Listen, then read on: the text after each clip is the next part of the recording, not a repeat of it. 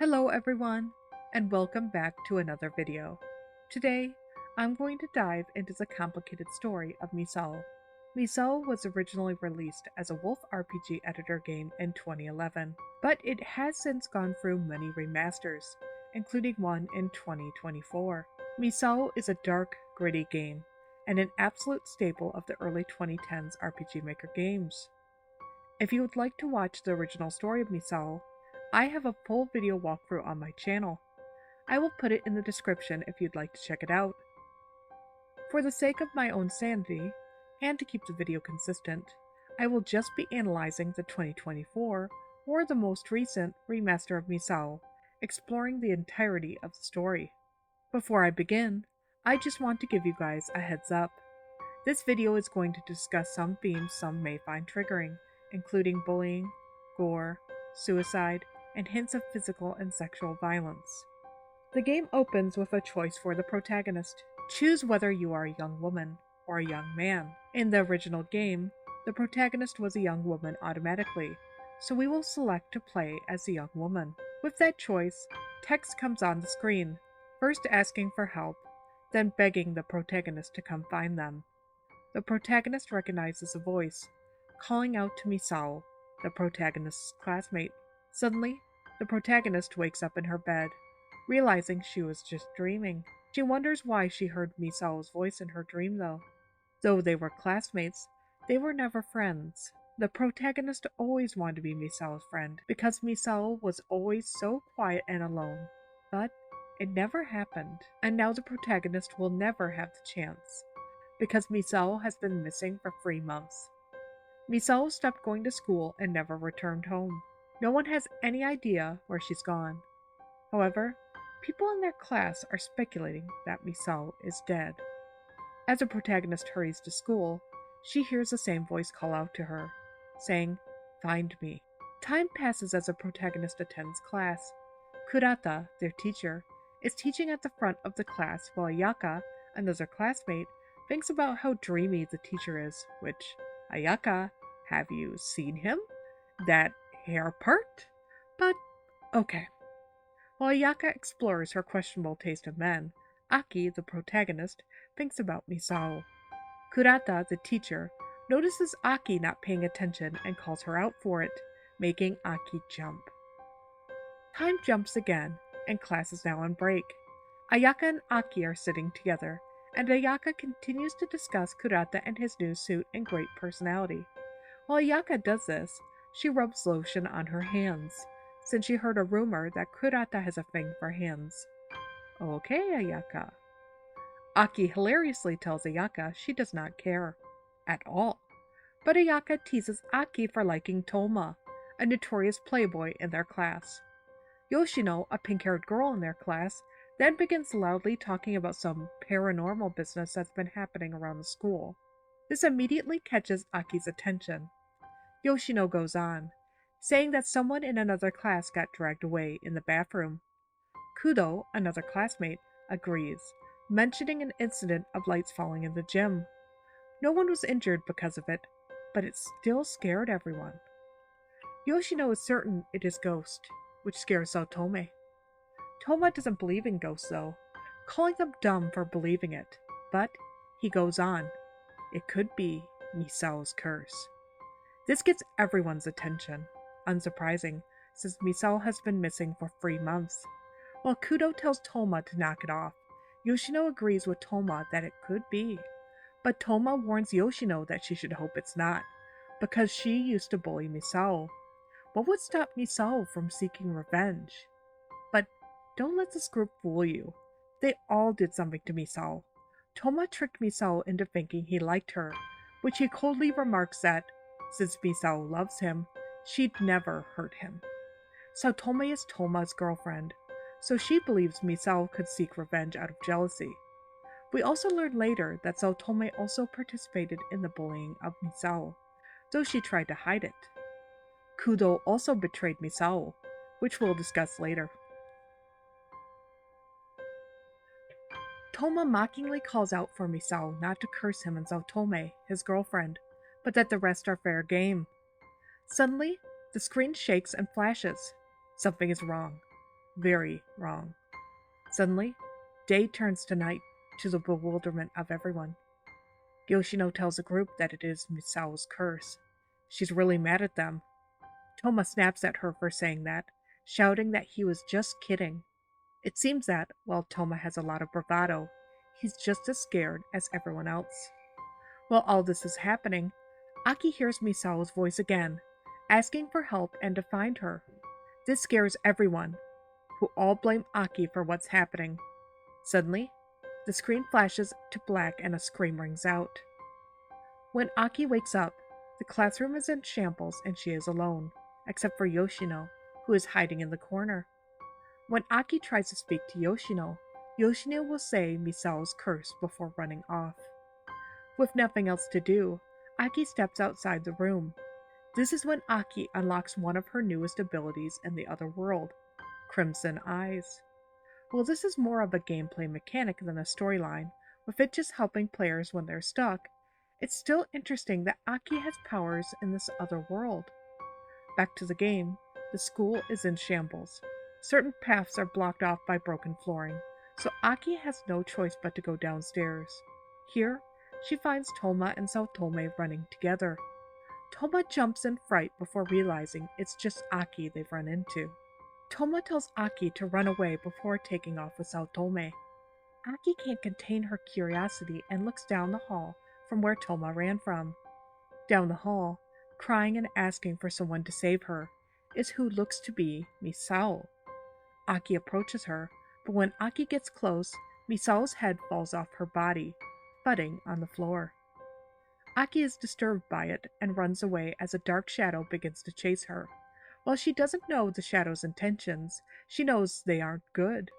Entering a new hallway, Aki runs into Kudo. It seems that everyone has spread out all over the school. Kudo doesn't look at Aki. He just stares out the window and blames himself for all of this happening. He's going to find Misao and fix everything. What he needs to fix? We still don't know. But whatever role he played in Misao's disappearance, it must have been bad enough that he carries a heavy guilt. Kudo then leaves down the hall, determined to find Misao. Aki tries to follow him, but the floors fall apart in front of her, blocking her path. It seems something, or someone, doesn't want Aki following Kudo. Determined to follow Kudo, Aki goes down the other end of the hall. Here, she again finds Misao. Misao begins walking away, and Aki chases after her, reaching out to grab her. Before Aki can grab her, she fades away, revealing a hole in the floor Aki almost went into. As Aki tries to make sense of what is happening, footprints appear one at a time behind Aki before she is pushed into the hole. As Aki looks back while she falls, she sees Misao staring back at her. "Find me," Aki hears Misao's voice again. Misao is here, somewhere, and Aki has to find her. That's the only way to put an end to all of this. When Aki wakes up, she finds herself in the student council room, and she's not alone. With her is a man or demon person named Onigawara. He is the student council president. He is also a very valuable asset to Aki. It seems Misao had a good reason for sending Aki here. Onigawara explains what has happened to the school. After the earthquake, the school was sucked into another world, sending everyone inside all over the school. Luckily for Aki, she ends up somewhere safe. Some of the others weren't so lucky. All of this is because of a curse. Misao's curse. Suddenly, another girl enters the room. Her nickname is Miss Library, since she is always in the library. She is the student council vice president. Miss Library has come to report on the status of the school, which is bad. Multiple parts of the foundation are gone, and there are no exits, meaning no one is leaving anytime soon. And if that isn't bad enough, evil spirits are wandering the halls killing students. Miss Library just had a student killed right in front of her, but with her report done, she heads back to the library, where Aki can find her in a little bit.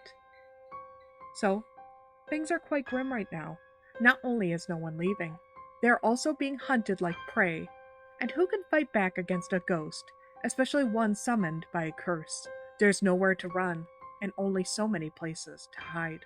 But Onigawara knows one way to stop this. Dispel Misao's curse. Then everything will go back to normal. It's the only way, since Misao's curse is what's holding everything together.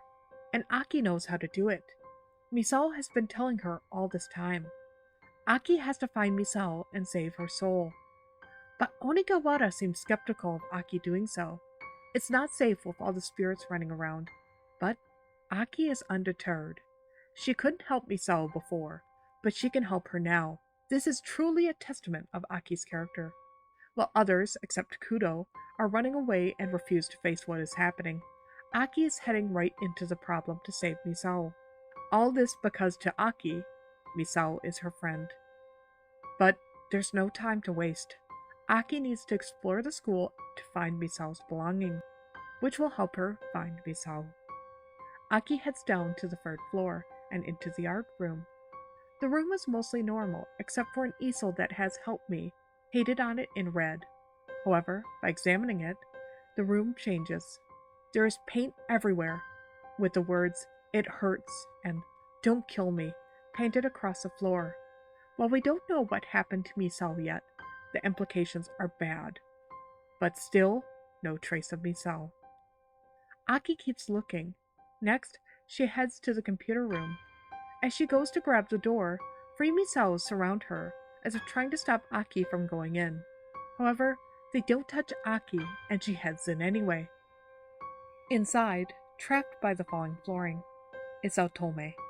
She cries for help as an evil spirit crawls towards her. On the other side of the flooring, shaking in fear, is Toma. As Otome pleads to Toma for help, Toma panics, then runs out of the room, leaving Zaotome to her fate. Aki, on the other hand, tries to save Zaotome by grabbing a fire extinguisher. By the time Aki gets back, though, it's too late. Zaotome is dead. Aki still uses the fire extinguisher to get rid of the spirit, if nothing else, to give Zaotome some dignity in death.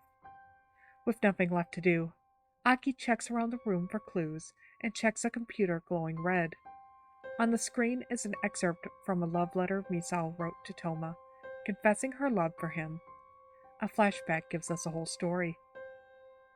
Before Misao went missing, Yoshino found out Misao had a crush on Toma and announced it in front of the entire class.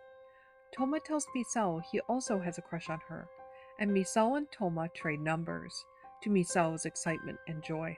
Time passes and Misao is in the classroom alone.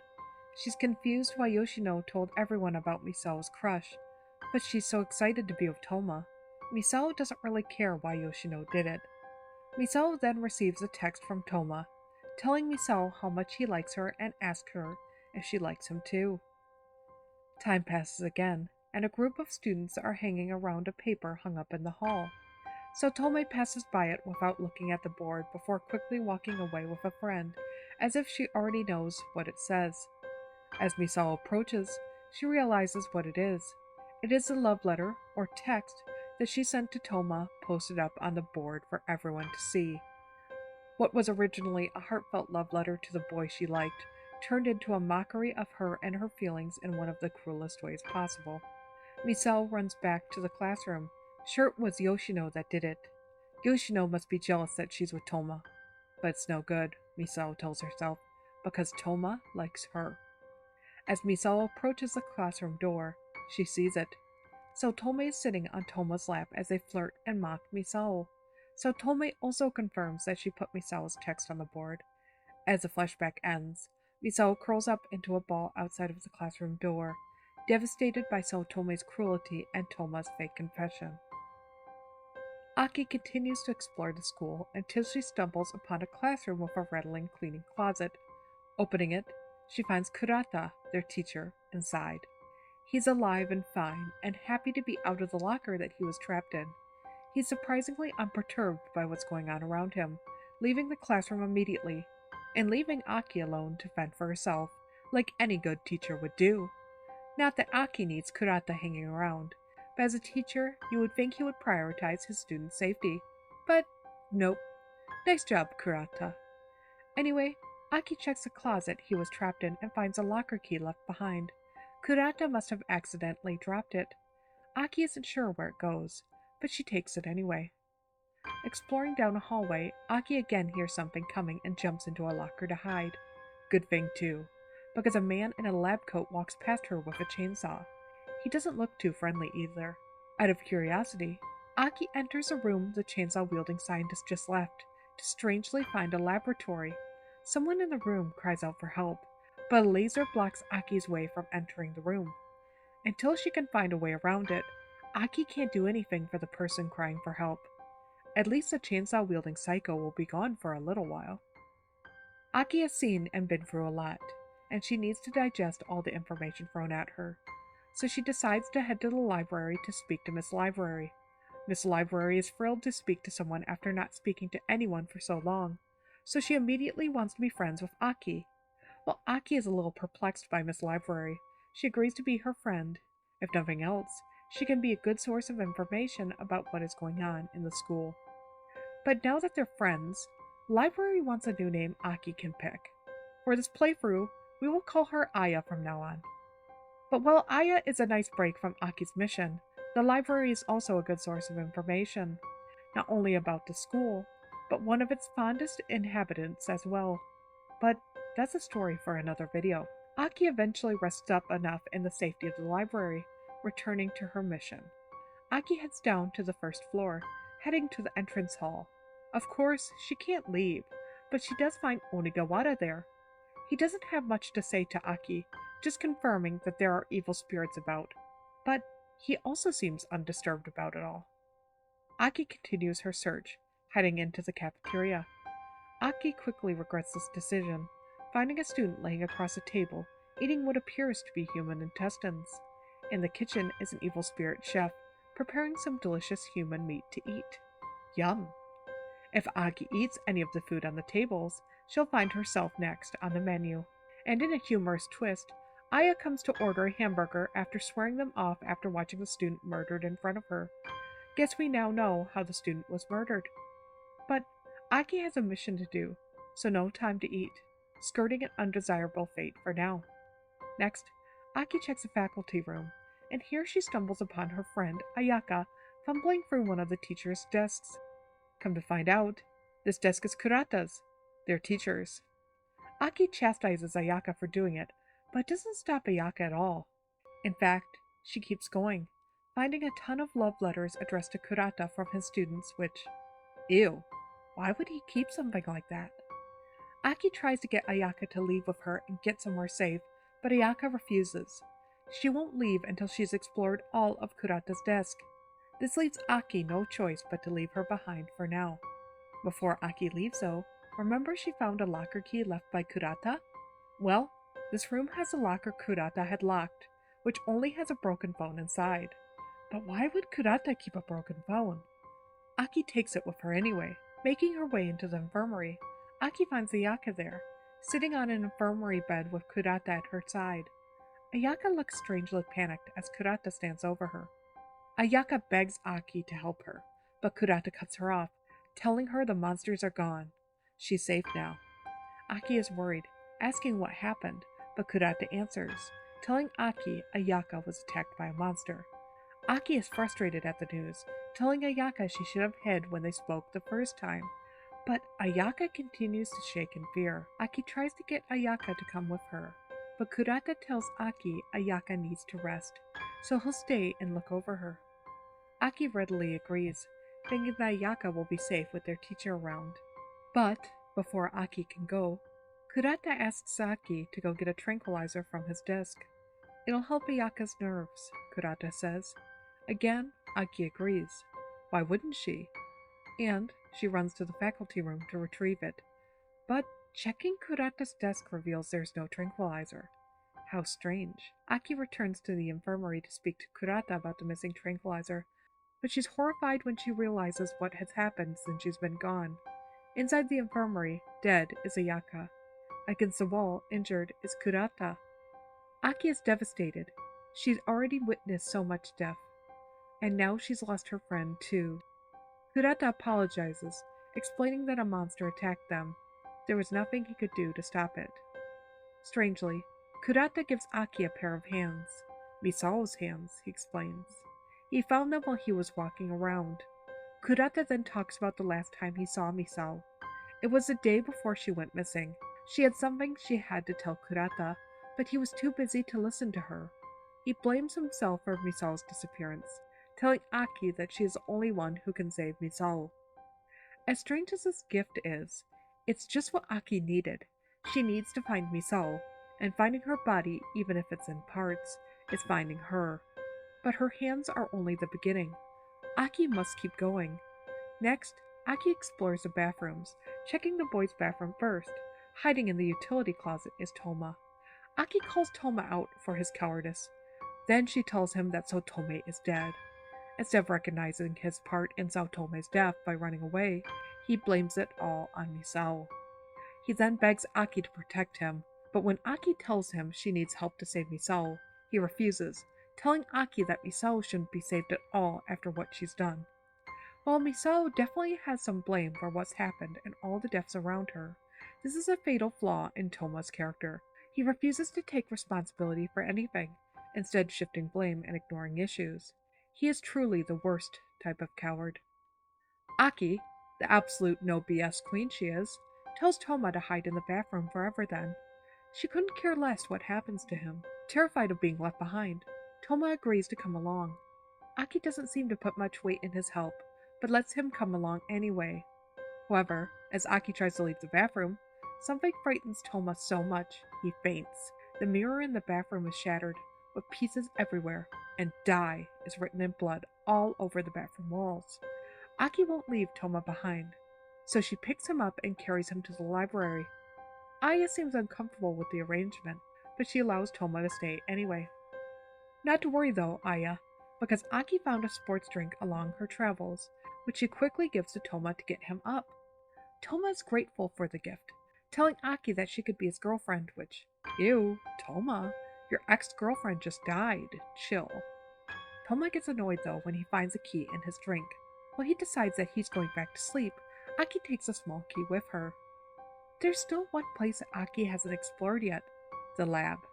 Aki also turned off the security system on her adventures, so she can safely enter the lab, which is very out of place in a school. There's nothing of note in the lab, but in the next room, Aki finds Yoshino tied to an experiment table. So Yoshino must have been the one who called for help earlier. Aki approaches the table as Yoshino begs for help. Aki agrees to help her if Yoshino agrees not to bully anyone anymore. Without much choice, Yoshino agrees to Aki's demand, but as Aki tries to help, she hears a chainsaw in the distance. The psycho-scientist is on his way back. Unfortunately, Aki decides there's no time to save Yoshino and hide, so she leaves Yoshino to her fate. Hiding in a giant bear stuffy, Aki listens to the chainsaw rev and Yoshino screams. Once it's quiet, Aki emerges from the bear, covered in blood. Aki questions if the bear was just a stuffed bear or something else, but there's no time. The scientist could come back at any time. As Aki approaches the remnants of Yoshino, she sees one of Yoshino's memories from when Misao was alive. In a scene of true cruelty and jealousy, Yoshino and her friends strip Misao and take photos of her as she cowers in the corner of the bathroom. Aki is horrified by the memory, saddened that she had no idea that this was going on. Aki leaves the science room, returning to the lab. She's able to see the scientist leave. Aki is covered in blood though, and desperate to get the blood off of her. When she remembers a shrine in the basement, it had a small pond in front of it that would be enough to wash off the blood. So Aki does so, and by feeding the pond blood, Aki unlocked the shrine doors that were previously locked. Inside the shrine, a small offerings box asks for 6 keys, which she doesn't have yet. Aki must keep going. Aki then heads to the gym. On the stage at the end of the gym is Kudo. He's hurt. A monster attacked him, breaking his leg as he escaped. Suddenly, both Aki and Kudo hear Misao's voice as she asks for help. Kudo is shocked to hear Misao's voice. Remember that no one else other than Aki could hear Misao. This could mean that by Kudo admitting his fault in Misao's bullying and disappearance, even just by ignoring her bullying and trying to right the wrongs done to Misao, he is getting closer to helping Misao is, like Aki. Here, Kudo opens up about his past with Misao. They knew each other since kindergarten. They were very close friends for years, until they got into middle school, where Kudo was teased for being friends with a girl, Misao. Afraid of being bullied, He distanced himself from Misao. He was too scared to do anything or speak up for her, even though he knew she was being bullied. But now, he isn't afraid anymore. He wants to protect Misao and help her, and he'll never leave her side again. But it's too late. Misao is gone. As Kudo coughs and struggles, Aki watches. Suddenly, a ghost of Misao appears beside Kudo. Kudo is so happy to see Misao again that tears come to his eyes. He confesses his love for Misao as he limps towards her. But Misao wants none of that. She never liked Kudo, or thought anything of him. Now die, she says as the lights above him shake. As Misao disappears, the gym lights fall on Kudo, killing him, just like he foreshadowed in the beginning of the game. But Kudo's spirit hangs on, floating out of the gym as he says he has to protect Misao. As Aki follows the floating spirit, he takes her to the third floor. Aki watches as Kudo's spirit retrieves Misao's broken hair tie, which was out of reach for Aki. Though Kudo, like all the characters, had his faults, I can appreciate that he did try to right the wrongs in the end, even if he waited until it was too late. A flashback into Kudo's memories explores this. A student is being bullied by Yoshino, who has him backed against a wall. Misao sits at her desk and reads while it happens, when Kudo walks up and tells Yoshino to stop. Yoshino then moves on to Misao, telling Misao to buy her lunch. When Misao refuses, Yoshino makes it clear she wasn't asking. While Yoshino does this, Kudo turns away. With his conscience clear and his part complete, his spirit flies away. But Aki isn't done. Next, she heads to the music room. Inside, eerily, she finds a dead evil spirit. Someone killed it. But who? Aki quickly discovers that there is a ghost in the music room, one that desperately wants someone to listen to her play. If Aki takes a seat at one of the desks and listens to the entire performance, the ghost thanks her and rewards her with a locked box as a thank you. If Aki tries to get up before the performance is done or play the piano herself, she'll find she'll be sharing the same fate as the dead evil spirit. Aki then uses a small key from the energy drink can on the locked box, giving her a pendant. This protective charm will ward off the monster locked away in the lab that we haven't met yet, which is conveniently blocking the way Aki needs to go. Passing the monster, Aki enters a room filled with dolls. Dolls, weirdly enough, just like the dolls in Aya's room. Here, Aki must trigger a guillotine that beheads the non-doll. This will give Aki the doll room key. Aki unlocks the door and heads inside, where she finds a doll in a glass tube. The doll looks strangely just like her, but as a young man. Inscribed on the back it says, Aki, I am another you. Surely we will never meet, but that is our fate. Regardless, I'll always be watching over you. So this is the other male protagonist the player can select at the beginning of the game. In the library, it touches on Aki and her twins' creation. They were created from an unnamed person's cells, created to be friends with Aya. This person wanted to see what would happen if something like Aki and her twin brother, named Akito, coexisted with humans. However, something happened and Aki and her twin, Akito, never met. Instead, Akito was brought to the other world. It seems that the scientist is a large part to their creation and their separation, but that's all we know for now. Aki is almost done. She only has a few pieces of Misao left to find. Exploring the basement caves, Aki finds Misao's muddy leather boots. And in the doll room, Aki takes a dirty school blazer off of a doll, which is also Misao's. After putting out some lilies for a puzzle, Aki is instructed to head to the roof by an unfamiliar voice. As Aki steps out onto the roof, she sees the three girls in their school uniforms. If Aki previously went up to the roof, they would hold hands and jump off the roof altogether. 3 pairs of shoes would remain where they jumped. However, since Aki put a lily on each of their desks, they can pass on. As a reward, they'll give Aki the thing she was looking for, Misao's torn hair ribbon. And with that, Aki has collected all 6 keys. It's time to go to the shrine and end this curse. Aki offers all 6 keys, but nothing happens. Aki is confused. She did as Misao asked. She found all the pieces of Misao, but she's missing something. Leaving the shrine, Aki can see 3 graves lit up, but one is still unlit. 3 names are listed on the lit graves: Saotome, Yoshino, and Kudo. all people who participated in Misao's heartache, who are now all dead. But one grave is unlit. One person is missing. The easy answer to all of this is to find Toma and let him meet a fate similar to his friends, because, as Onigawara explains, someone must be killed who brought Misao misery, who she now hates. That's why Ayaka's death didn't count, and that's why Aki can't sacrifice herself to end the curse. But don't forget Kurata, the teacher, who saw Misao the day before she disappeared and didn't help. He could also be an option, and it seems there's more to Kurata than he lets on. Aki goes to the infirmary, where Kurata still is, holding his wound. Misao pulls up the bat and kills Kurata, completing the final sacrifice. Aki returns to the shrine with Toma appearing behind her. As the keys come together, they flash on the screen. One final memory. Misao is in the bathroom, cowering as Yoshino reminds her of the photo she took, blackmailing Misao. As Yoshino leaves, a male student enters the bathroom behind her. She tells him, "Give her lots of love," as she leaves. Time passes and it is now night. Misao is in the bathroom alone. She sobs as she says she can't take it anymore. A knock on the bathroom door startles Misao. Kurata enters the bathroom, calling out to whoever is in the bathroom. As Misao emerges from the stall, she begins to sob harder. Kurata takes Misao to the faculty room and asks her to tell him what happened. Remember, though, that Kurata said he hadn't spoken to Misao the day before she went missing? Remember that he said he was too busy and regretted not talking to her? So he lied. But why did he lie? What is he hiding? Misao can't bring herself to tell what actually happened to her, so she instead says that she had her heart broken. Kurata tells Misao he understands heartbreak. He had his heart broken in his youth. Misao is surprised to hear it, considering how popular Kurata is now, but he confesses he was awkward when he was young. Misao appreciates Kurata's comfort, but then he gets up from his seat and goes behind Misao, placing his hands on her shoulders. He tells her how he loves girls like Misao.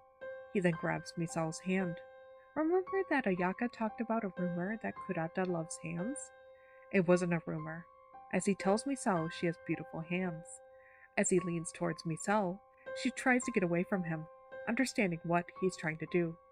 Misao pushes him off, running for the door, only to realize the door is locked. Misao can't escape. Slowly, Kurata follows after her. The screen blacks out as a fight ensues. As Misao tries to escape, she is killed by Kurata, who screams and rants about how she rejected him. This never would have happened if she hadn't rejected him. Kurata carries Misao to the boys' bathroom, cuts off her hands, then carries her handless body to the school's courtyard and buries her in the dirt. This is why Kurata had Misao's hands in his possession in the game. And, in case you weren't sure, Kurata also killed Ayaka. In an older version of the game, Ayaka actually finds Misao's hands in Kurata's desk and puts two and two together. This is why he kills Ayaka. He doesn't want the truth of his crimes getting out. So we now know the true fate of Misao, the kind, timid Misao, whose spirit turned hateful and cruel because of the abuse inflicted on her, and her ultimate end. As the screen returns to normal, Aki and Toma are on the school roof. Everything is back to normal. Aki hears Misao calling to her, though, and runs to find her. Aki runs to the place she saw Misao be buried in the memory and digs up her corpse, which is completely untouched with no signs of decomposition even after 3 months. Tears run down Misao's face because of grief or relief, or maybe a mix of the two. Either way, Aki did what she promised. She found Misao. Misao's ghost appears as her body disappears. She smiles and thanks Aki before she disappears. Misao is finally free. No more pain, no more suffering. As the game wraps up, Aki heads to the student council room to thank Onigawara for his help, only for the student council president, who is definitely not Onigawara, to appear. When Aki asks for him, the student council president is confused, saying there's never been an Onigawara on the student council. Aki's days return to a strange sense of normalcy. Ayaka, Yoshino, Kudo, Saotome, and Kurata are gone, but no one seems to notice. It's as if they never existed. As Misao contemplates what has happened and what it means, she sees the ghost of Misao appear before Toma. Then, the game ends. Wow, What a ride, beginning to end. But there's so much left unanswered, isn't there? Like why the protagonist twins were created, or what they actually were, and what actually happens to Misao now. And what is she going to do to Toma? Well, I've got great news for you then, because there is a whole other ending that is a true ending. This video is already long enough, so I'll be breaking this video into 2 parts. The next part will be coming out in the next few days, so keep an eye out for it. As always, if you enjoyed this video, now is a great time to subscribe, like the video, and maybe even share this video with a friend.